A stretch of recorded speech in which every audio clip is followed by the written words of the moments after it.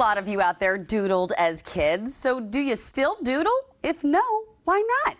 In her new book, Drawn on the Way, author Sarah Nisbett says sketching has a lot of benefits and you don't have to be an artist to get started.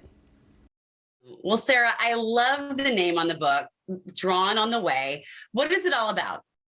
So the book is all about how to draw what you see on your way, whether that's, waiting in line at a cafe, sitting at your desk, waiting for your next meeting to start, or, how I started on the subway. So it's about how to turn your world quickly into a work of art.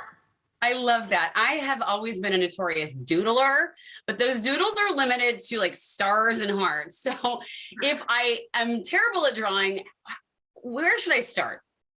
That's an excellent question. I also started that way. I'm totally self-taught. So I was always a doodler and did not think I could draw from life at all. So I would say the best place to start is just to do it, to pick up.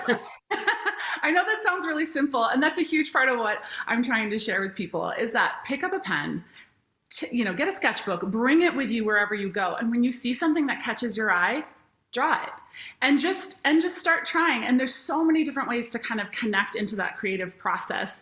And I'm a big believer in kind of tapping into the story that you see. And so trying to draw the story rather than what's in front of you can be a really fun way to kind of begin that process.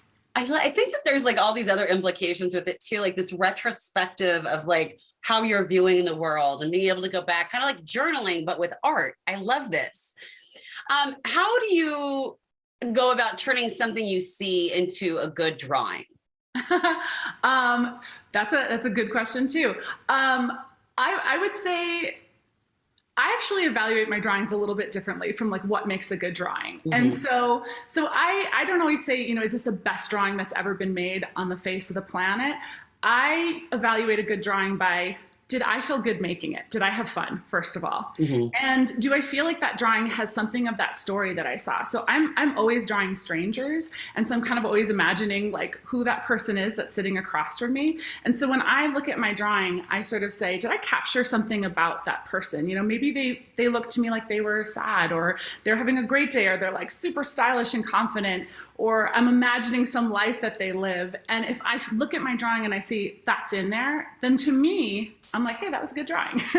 So I think that's kind of about evaluating your work. I say by joy rather than excellence is a great way to just, again, kind of start doing this without worry.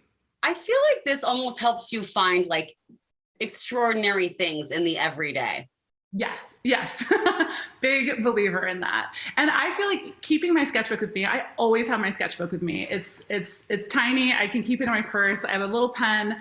And it is a reminder to me to look around, because I started drawing on the New York City subway, which is a place where people are really anonymous and really tuned out, got headphones in, phones on their faces. And it was a way for me to kind of connect to the people around me. I feel like when you are curious about your world, it opens up to you. You start imagining the lives that are happening around you. And that creates a sort of sense of empathy, because that's that's what it is, right? That's the action of trying to imagine what's going on outside of your own life. And when you do that, you start to really connect to your world. Yes. And so it does help you kind of reveal, like, I wrote this book during quarantine. So I was stuck in my house for most of the time. And I really had to like live that, like, oh my God, I'm staring at the same four walls. And like, and I'd look at a mug and be like, oh, I remember who gave that to me. And like, I'd think of them and I'd draw it for 5 minutes, and it became sort of like, it's an oasis in the middle of your day to just appreciate things. I think that's fantastic. Another thing I was thinking about with this, I was an English literature student and there was a poetry class I was taking and I couldn't get anything written because everything I wrote I thought was trash. But once I put that away and I like let the inner critic go, I was able to create more. Is the same kind of true in this medium? Absolutely. Absolutely. I have a very loud inner critic. I was a professional opera singer. That was my first career. So what?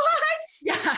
So I sort of like got my first like training by a lot of critique, which like definitely supports that inner critic. Yes. Yes.